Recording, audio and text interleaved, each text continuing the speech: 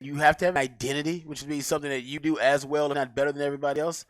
The identity of the Texas defense is they take away the run.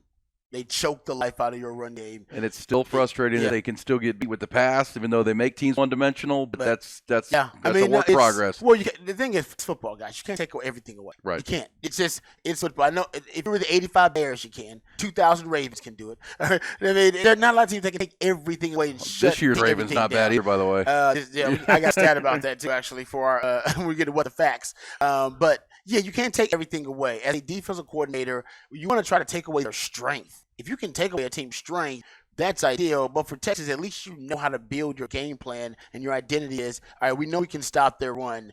And then you can start, constructing the game plan to really build in fail-safes for your weaknesses. And we know what the weakness of the Texas defense is. If you're pass first, and when K-State became a pass first team, they made some plays. And honestly, when we had the conversation, and my theory was, to win games, you got to break tendency. And I wondered if they come into the game deciding, you know what, let's just throw it.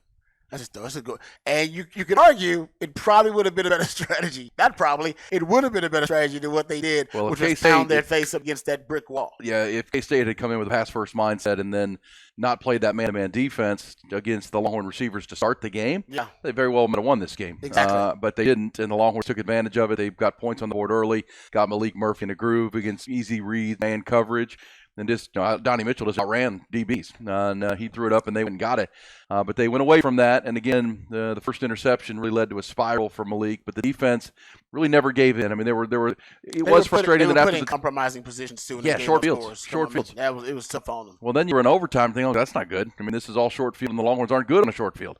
Offensively, they're they're bad. They're bad on the short. That's crazy to say. When you said it, I had to let it register. It's like, you're right. They're bad on the short field. How is that? They're bad on the short field, which is like overtime. Going back to the Kleiman decision, I on my way to the car asked 10 different K-State fans. All right, that's an unofficial poll. All right, guys. Hey, because me and Bobby, we did the post game at Schultz Garden. So I took a little. I saw every K-State fan I saw. I was like, went over and asked them, all right, what do you think of that Chris Kleiman decision? All of them disagreed with it. They all were like, it was a terrible decision. We don't understand why he did it. I think you extend the game as long as you can. Against Texas in their red zone offense was 120th in the country. Yeah. In terms of touchdown percentage. And your team has shown the ability, as good as the Texas defense is, to score on the short field against them. Because they gave you the short field after the punt block, they gave you the short field after the 2 turnovers. It was crazy. You were able to score pretty quickly. We'll take it. And Sennett on the first play, he gets loose for 19 yards on their first drive of all time. That was a busted coverage. It was a busted coverage. I can tell you that it was. I believe it was Malik Muhammad and David Benda.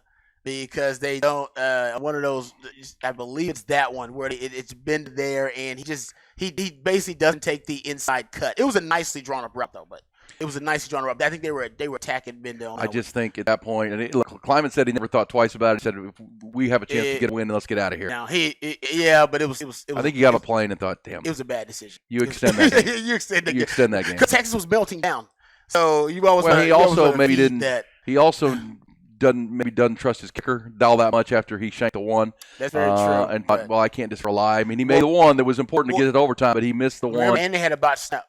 Remember they had the one where the extra point. The guy on the shoulder or whatever. Yeah, on the extra point. So he might have been, insecure about his special teams. But anyway, hey, we'll take it. We'll take it. Your bad coaching means Sark out-coached him again. 3 times where he's out-coached Chris Kleiman, who's a damn good coach.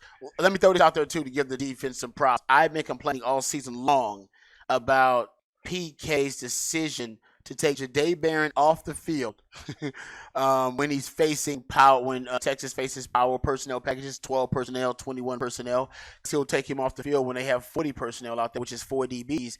And because he plays nickel, and usually the nickel is always lined up in the field, and they take him off the field. But instead of taking him off the field, my argument was he's your second, third best defensive player behind Tavondre Sweat and maybe Jalen Ford. Why would you ever take him off the field when he's such an impact player? Especially when some of you guys in your secondary, nothing against them, they're good, but they're liabilities in coverage. You put him at safety or you put him at corner. Shout out to PK. In overtime, they put him at corner. Jahdae Barron was on every and by the way, snap. And I don't know during the game they didn't do it. during the game, I was ready. I put it in my notes. I was ready to come in and complain. I talked about it in the game live broadcast that PK Steele, and they actually, even on the interception by Tapp, that was what plays where they took Jadae Barron off the field.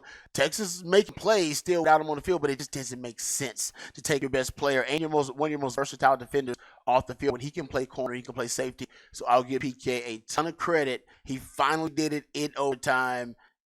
Hey, evolution. You got to evolve. I don't care when you make those good coaching decisions, but I just care that he made him. And maybe he was saving it. Maybe he just didn't want to show it at the right time. Or maybe he just figured at that time, hey, man, my defense, I need my best players on the field, and I can't take him off the field. So either way, give PK credit for the last 5 plays in overtime. They had Jadae Barron at corner in 40 personnel. Love it.